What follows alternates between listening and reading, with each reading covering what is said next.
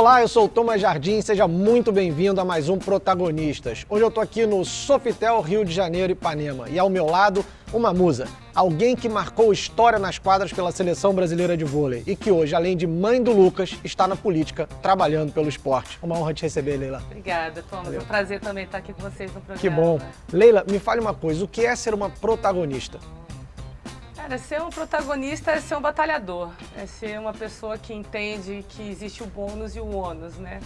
E ser protagonista, você já começa a entender na sua vida que você vai ter que caminhar sozinho, tomar muitas decisões que talvez vão impactar na vida das pessoas que estão ao seu redor, mas acima de tudo são decisões que vão te levar a algum lugar. Então, acho que ser protagonista é ser uma pessoa corajosa. Você fez história nas quadras. Quando é que o vôlei surgiu na sua vida? É a geração, né, de Los Angeles, né?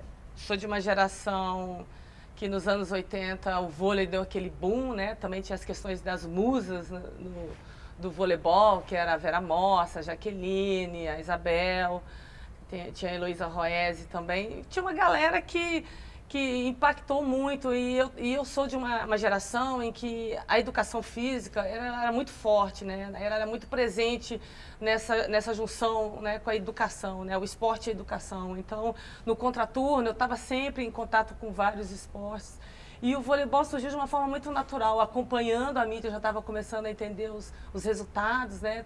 Vinha a galera de Los Angeles, a geração de prata, né, que é o Renan, o Montanaro, o William, Xandó, né, aquela galera maravilhosa que cantou a minha geração e as meninas, como eu falei. Então, assim, foi uma coisa muito natural, o contato na escola, esses ídolos aparecendo e o voleibol explodindo, que foi os anos 80.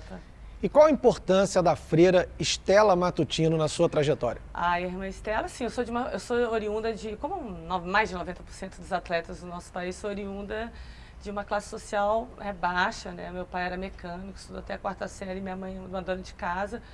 E eu jogava muito no campeonato da cidade, né? Que eram os antigos Intercides, GDF, só estudei em escola pública. E aí, nesse contato com o esporte, eu me apaixonei pelo vôlei e comecei a jogar os campeonatos pela cidade. E a irmã Estela, ela era diretora de esporte de uma escola particular.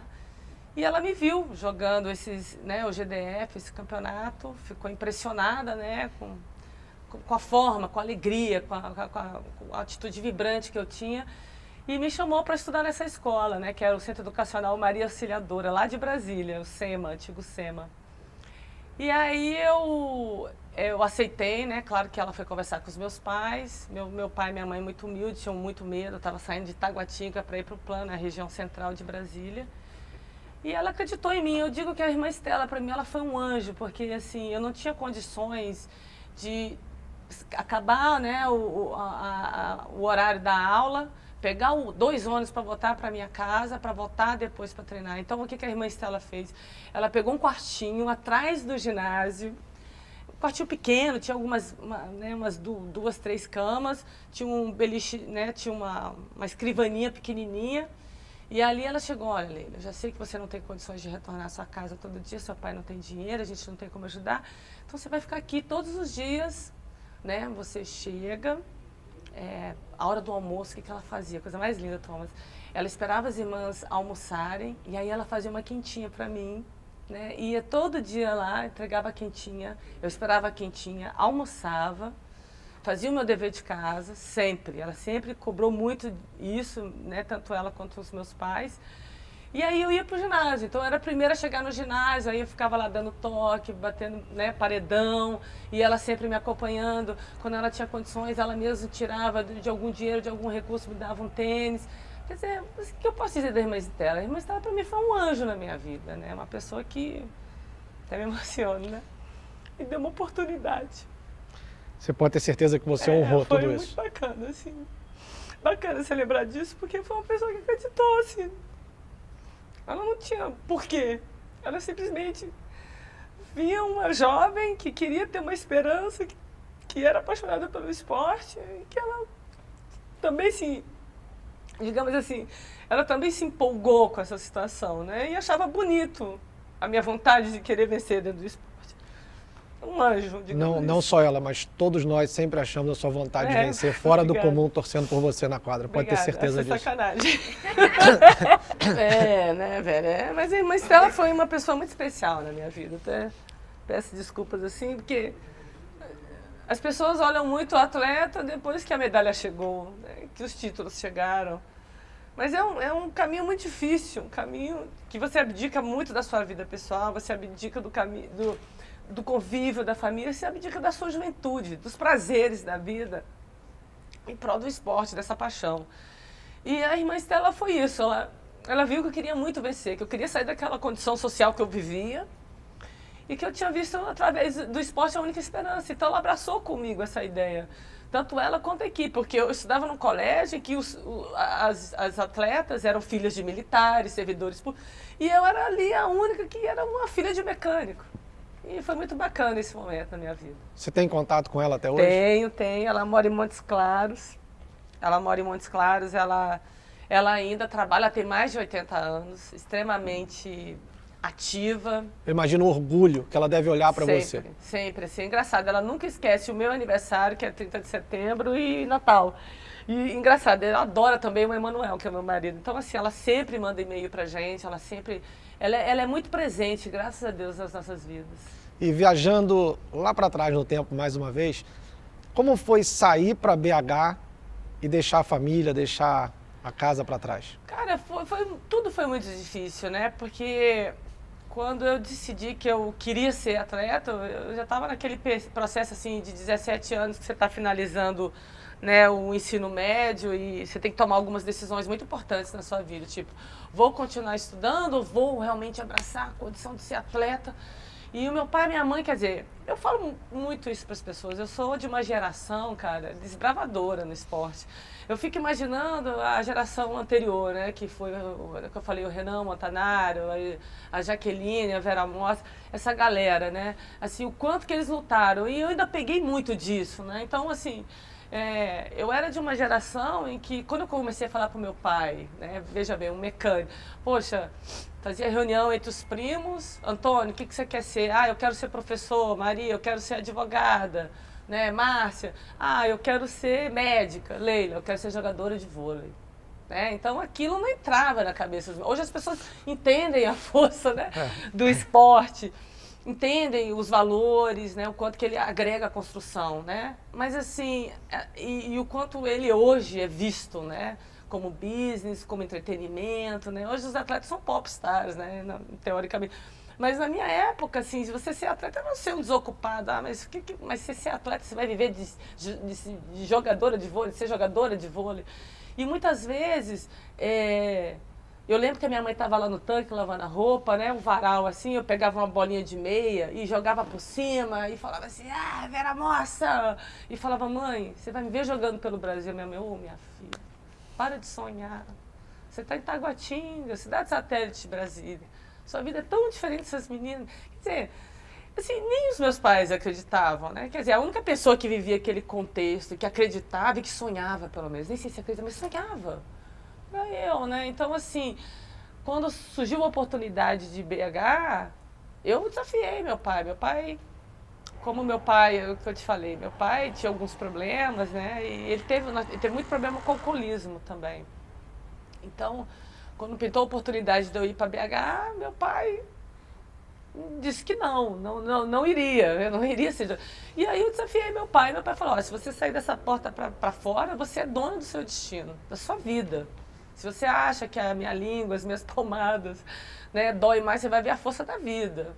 E aí, eu encarei tudo, fui embora para BH. Você sabe o que é maravilhoso te ouvir falando assim? Porque as pessoas, elas olham para o atleta consagrado e na enorme maioria das vezes não tem noção do que vocês passaram para chegar lá. Cara, assim, muitas vezes eu pensei em desistir, porque não é fácil ser atleta.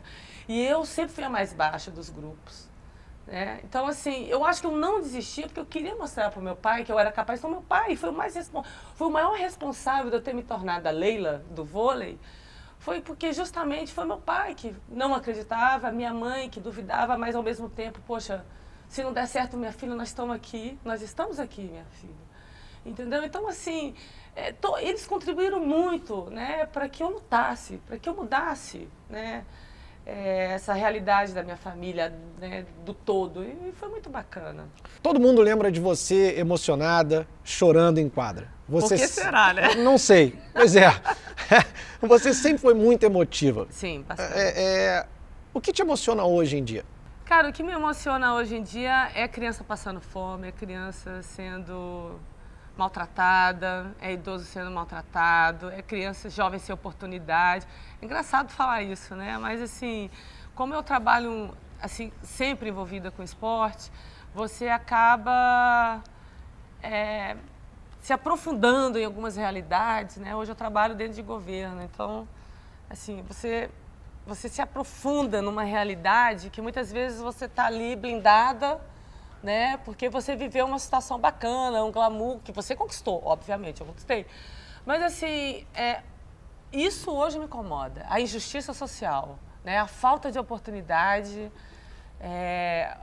planejamento, a falta de perspectiva me entristece. Foi por isso que você entrou para a política?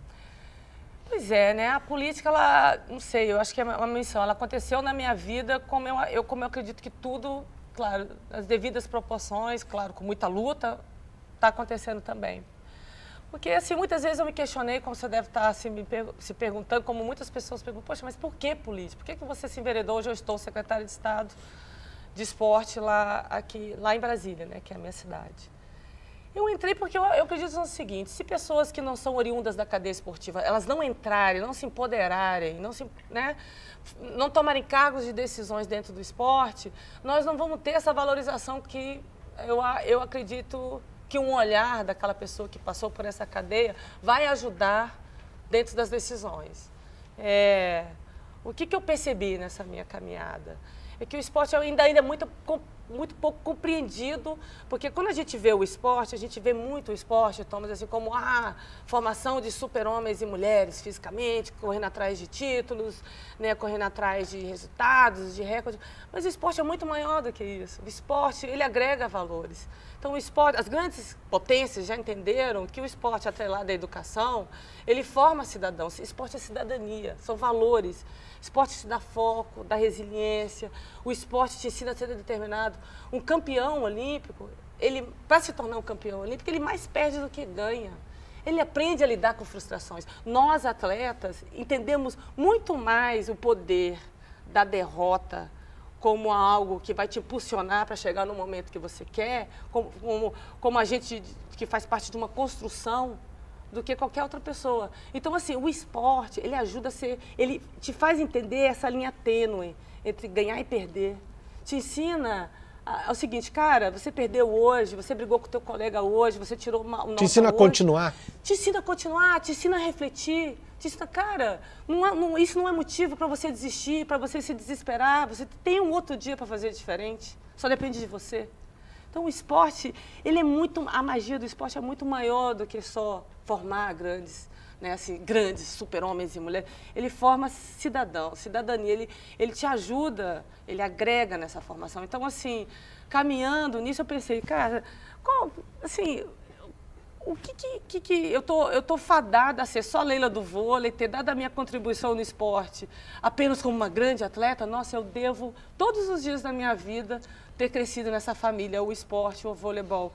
Mas eu não posso dar desdobramentos, não tenho desdobramentos, eu não posso dar minha contribuição fora da quadra, com todo o entendimento, com tudo que eu adquiri de conhecimento, de vivência em outros patamares, em outras esferas, mas sempre linkado ao esporte. Eu falei, cara, assim, se eu não buscar isso, se outros de nós também não entrarmos, nós não vamos ter, né, o respeito, não vamos ter o reconhecimento, não vamos ter trabalhos efetivos, políticas públicas efetivas do esporte dentro do nosso país. E a gente tem muito jovem, muita criança precisando desse contato. Aqui no Brasil, por uma série de razões, as pessoas tendem a olhar para os políticos de maneira meio desconfiada. Sim. E você construiu uma belíssima história na quadra. Sim. Sempre teve seu nome jogado lá para cima. Sim. Você não teve medo de arranhar a sua imagem ligando o seu nome à política? Sim, sim. Eu mesmo tinha preconceito, né? Mas eu acredito muito que existem regras. Na política, no esporte, na vida, existem regras. E, assim, é só segui-las. Eu me sinto muito tranquila, muito respaldada pelas minhas atitudes, porque existe um setor jurídico, existe um órgãos de controle. Então, assim, quando você faz uma gestão transparente, em que você traz à comunidade que você não vive numa ilha, que a decisão não é só sua, ou do partido, ou do governo, mas que você abre, né, abre essa comunicação para toda a comunidade esportiva, para todos os agentes envolvidos, fica muito fácil. Assim, eu acho assim, que a gente está num momento que está vindo uma nova casta de pessoas que entendem, assim, cara, assim, sem demagogia. Assim, eu acho que uma das coisas mais bacanas do esporte, que eu acho que também, né, tem outras áreas que tem muito essa coisa do civismo, essa coisa da paixão pelo país. A gente está perdendo um pouco dessa coisa. E no esporte, quando um atleta coloca uma medalha, que ele está ouvindo o hino do país, sabe as duas coisas que ele lembra? Eu te garanto isso. Ele lembra primeiro da família dele, de todo o processo que ele viveu para aquele momento, e ele pensa no país. Ele pensa no quanto ele está fazendo as pessoas felizes, o quanto que o Brasil, as pessoas estão curtindo aquilo. Então, assim, a gente tem uma coisa de paixão pelo país. Eu sou bairrista mesmo. Eu defendo Brasília. Quando as pessoas falam que Brasília só tem político, tem isso, eu falo, não, Brasília tem gente, tem famílias, tem crianças precisando de políticas, enfim. Brasília não é só aquilo. Né? E, ao mesmo tempo, também defendo o meu país, porque eu fiquei preocupada com a Olimpíada, como é que seriam os reflexos da Olimpíada, como é que o mundo estava vendo, como o Brasil iria apresentar a Olimpíada para o mundo. Então, eu tenho um sentimento muito de compromisso, porque eu adquiri isso dentro do esporte. Eu não vesti só a camisa. A princípio, sim. Quando eu era jovem, eu tinha aquela coisa, eu quero vestir a camisa. Mas com o tempo vai passando, você vai entendendo o seu compromisso por vestir aquela camisa. Leila, quem via sua emoção na quadra tinha certeza que era muito mais que uma camisa ali. Você tem a certeza disso. Me fala uma coisa, a Leila mãe. Eu acho que é o meu melhor papel, assim. Sei, você pode perguntar pro pai, né, que o Emanuel, acho que eu sou até um pouco exagerada, mas assim, cara, eu demorei muito para ser mãe. Eu demorei porque, assim, eu via muitas minhas amigas de seleção, nas viagens que a gente fazia, nós fazíamos viagens muito longas, e elas sofriam muito. A criança ficava no Brasil com febre, doente, e elas adoeciam lá, e a gente... Era muito difícil. Então, assim, eu traçava, né, eu tracei durante a minha carreira um objetivo. E, dentre eles, o principal era que eu só seria mãe quando eu encerrasse a minha carreira, independente da idade que eu tivesse. E, obviamente, eu teria que encontrar o pai, graças a Deus que eu encontrei, né, uma pessoa maravilhosa. E como você e o Emanuel se conheceram? Nas quadras da vida, assim, engraçado, né? Eu e o Emanuel, nós cruzamos em Olimpíadas, ele estava em 96, eu também, ele na praia, eu na quadra, jogando com Loyola, e eu conquistando a primeira medalha do vôlei feminino.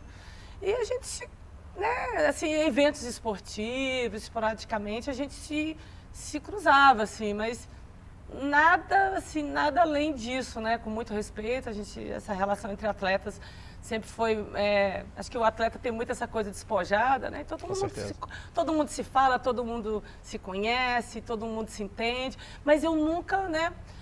O que mudou nessa relação entre eu e o Emanuel foi quando eu fui para a praia, né? Eu tinha decidido depois da Olimpíada de Sydney e do título do Flamengo aqui, né, na Superliga de 2000, que eu iria me aventurar, né? Tipo assim, iria tentar uma vaga olímpica em 2004 pela praia.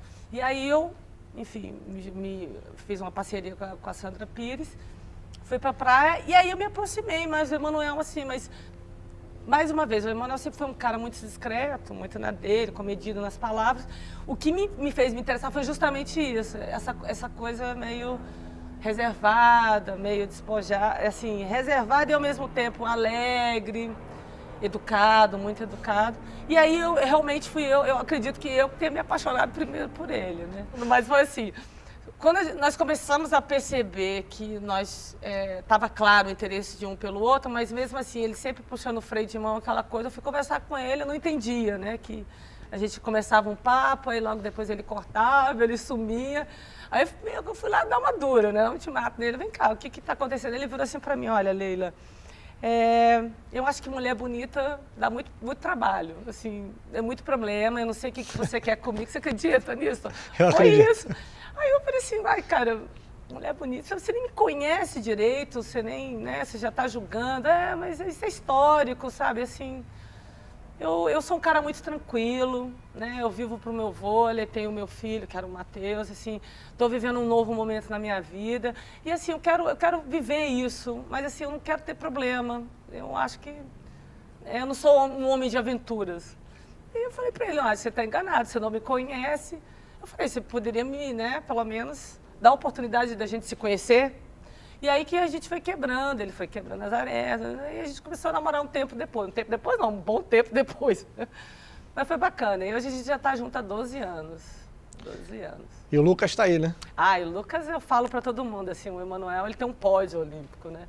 Eu tenho 2 bronzes, mas a minha medalha de ouro, indiscutivelmente, a maior emoção da minha vida foi o nascimento do Lucas. Assim, eu achei, será que existe uma emoção maior? Né, assim... E a minha mãe sempre falava assim, não, você vai ver emoção grande, eu não fui, minha mãe falava, eu não fui atleta, mas com certeza ter um filho, né, é um sentimento incrível. E realmente, indiscutivelmente, assim, o Lucas é um parceiro, ele é até maduro para a idade dele, e ele realmente trouxe muita alegria para a minha vida. Eu acordo e durmo todos os dias, assim, pensando no melhor para ele e para todas as crianças da idade dele. Eu acho que o Brasil precisa de gente assim, eu acho que meu filho ele me estimula muito. É no olhar do meu filho, da forma com que eu crio o meu filho, é que eu espero que, né, todos os outros tenham a oportunidade. Voltando para a quadra, descreve para mim a final da Superliga Flamengo e Vasco. Cara, foi indiscutível. Foi assim, até ali eu tinha vivido muitas emoções com a torcida brasileira. Inclusive, eu sou de uma família de vascaínos, doentes. Meu pai tinha a bandeira do Vasco e eu jogando pelo Flamengo. Pensa o que foi isso para um pai doente, roxo, era Roberto Dinamite para lá, Roberto Dinamite para cá. Quer dizer, eu cresci, né, como ídolo Roberto Dinamite, e de repente assim, eu vesti a camisa do Flamengo e comecei a me envolver com a torcida do Flamengo. E comecei a viver emoções incríveis. Eu lembro muito bem naquela final. Turno e retorno a gente tinha perdido para o Vasco um timaço, que era a Fernanda, Natasha Leto, enfim, era um timaço o Flamengo. E o timaço Vasco. E aí eu entro dentro do Maracanãzinho, cara, no túnel do Maracanãzinho, vem um torcedor, cara ajoelhado, com uma velha de 1,80 m, toda de preto e vermelho, com os nomes das atletas escritos em dourado. Eu falei, nossa, que legal, que fé. Aí o cara veio para mim, senhora Dona Leila, hoje o Flamengo, nós vamos ganhar esse jogo. Nós vamos ganhar, porque nós somos um time de fé, nós somos um time de massa. Cara, eu fiquei tão empolgada que você não tem noção. Eu entrei no vestiário e falei assim, galera, nós vamos ganhar esse jogo hoje, nós vamos ganhar esse jogo hoje. Sabe assim... Foi um sinal, né? Cara, você não está entendendo, assim, a torcida do Flamengo, claro, não é desmerecendo as demais, né? Não desmerecendo a torcida brasileira, meu Deus do céu. Mas é uma torcida muito emblemática, ela faz coisas que você não acredita, né? De pintar teu carro, de... Eu vivi muita coisa bacana e não tem preço, você tá lá dentro de ginásio, a Leila é pitbull.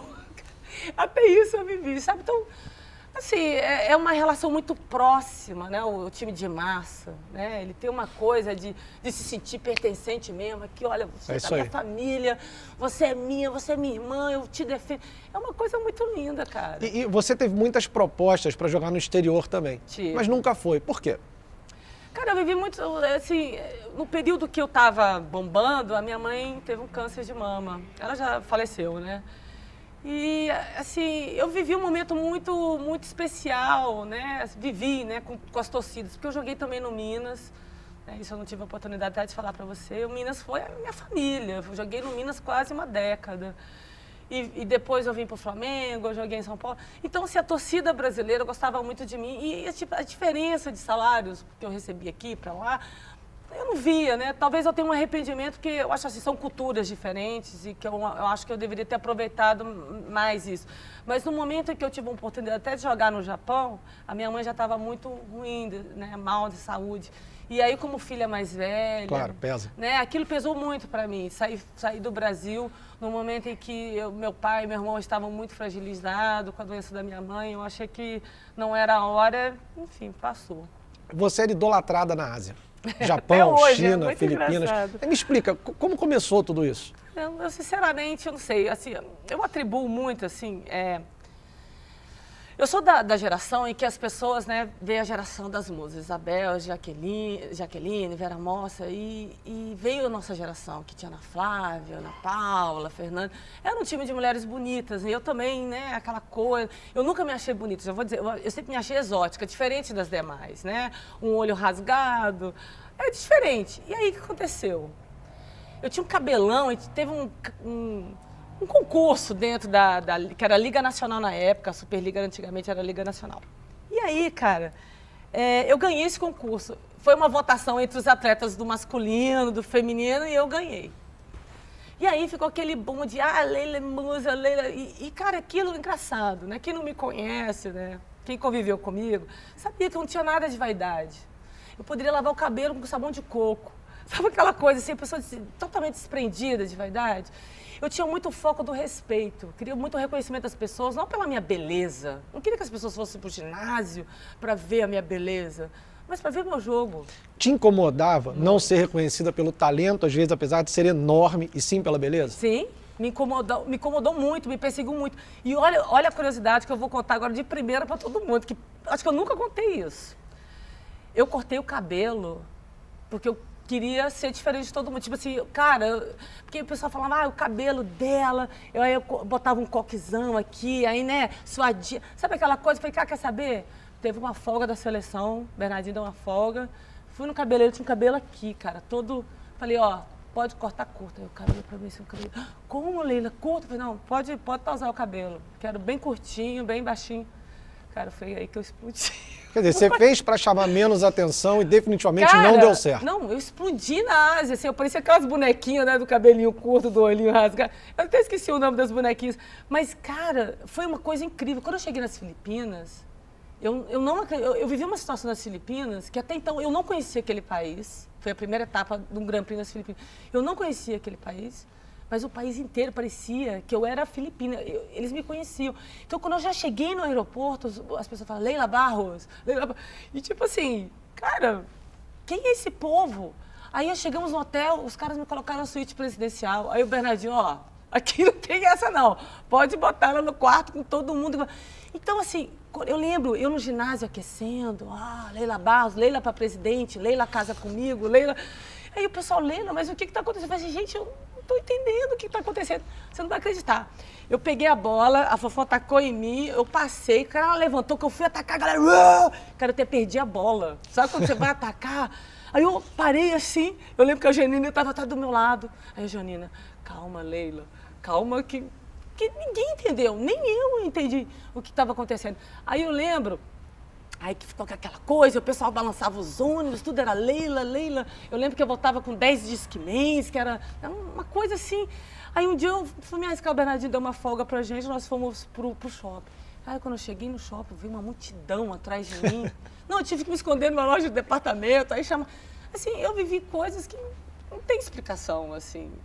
O quarto cheio de flores, e eles se encantaram por mim, assim. E assim, eu acho que foi uma troca muito bacana. Até hoje, assim, eu tenho fãs das Filipinas, eu tenho pessoas... Mas é impressionante. Então, ano passado começou uma campanha, Leila volta às Filipinas, e um monte de filipino bombando no Face para ver se eu ia voltar. E diz uma coisa, falando em Leila volta, você de vez em quando volta a jogar? Você joga uma bolinha de vez em quando, bate uma bola na praia ou na quadra? Eu participo de alguns eventos assim de exibição, né? Mas eu não tenho mais joelho, né? Assim, eu tenho vontade, assim. Geralmente tem o Campeonato Master, que estão vários atletas, inclusive as atletas da minha geração, que é um evento que tem em Saquarema, tem algumas etapas também, inclusive até em Brasília. Mas assim, eu tenho vontade de ir, Thomas, mas assim, ao mesmo tempo eu tenho medo de eu me machucar, de voltar a sentir, porque hoje em dia eu não sinto dor nenhuma, não sinto dores. E eu parei com o corpo muito sofrido já, então, porque eu fui uma geração que mudou, né, a forma de treinamento. Com certeza. Né, tudo foi ali com a nossa geração, né? Então, assim, eu não sei, mas assim, eu prezo pela qualidade de vida hoje, sou uma grande torcedora do vôlei sempre. Faz muito bem. Diga uma coisa, você é casada com o Emanuel, Sim. Você mora em Brasília e ele no Rio. Como faz para administrar essa distância? A gente preza muito a qualidade, né? Eu acho que já estamos numa certa idade em que a gente já sabe o que é da vida. E nós temos uma relação muito baseada no respeito, na parceria. E a gente preza a qualidade. Quando a gente está junto, nós somos 100% um para o outro, para nossa família, né?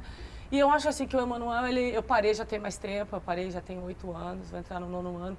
O Emanuel fez 1 ano, né? Então, assim, ele está experimentando, ele está correndo atrás, né, dos sonhos dele, ele também tem muita vontade de estar sempre envolvido. Ele é apaixonado. O vôlei de praia é a história do Emanuel. Então, eu acho que nesse momento, como eu tive essa oportunidade, que ele foi meu grande parceiro, como tudo na minha vida, eu também, né, no mínimo, tenho que, né, corresponder. Então, assim, nós estamos vivendo esse momento, né, em que a gente tem o Matheus aqui, né, que é o meu enteado e que também está construindo a vida dele, faz fisioterapia, tem uma vida bacana aqui. A gente tem Brasília, mas quando a gente está junto, a gente está junto. E é isso, a gente preza a qualidade. Não é difícil, porque nós somos 2 pessoas fissuradas em trabalho, então a gente trabalha muito. Não temos tempo para, né, para mesmice, né? A gente está o tempo todo, cada um torcendo e apoiando o outro nas empreitadas. Então é a questão da qualidade. Né?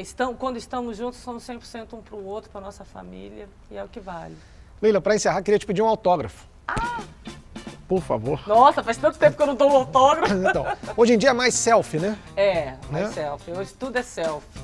Mais um autógrafo, ainda mais um programa que eu tenho certeza que vai ser muito importante para nós atletas. Muito obrigado. Como eu falei para você, eu acho que é importante a gente mostrar, né, a luta, né? Todo mundo só vê o atleta. Eu acho que acima de tudo, vocês vão inspirar muita gente, pode ter certeza disso. E obrigada pela oportunidade. Mais uma vez, muito obrigado. Um prazer pela lição, pela inspiração, por tudo. Eu que agradeço. Muito obrigado, valeu. E aí, curtiu nossa entrevista? Então se inscreve no canal, compartilha com os amigos e curta nossas redes sociais. Um grande abraço, a gente se vê na próxima semana. Valeu.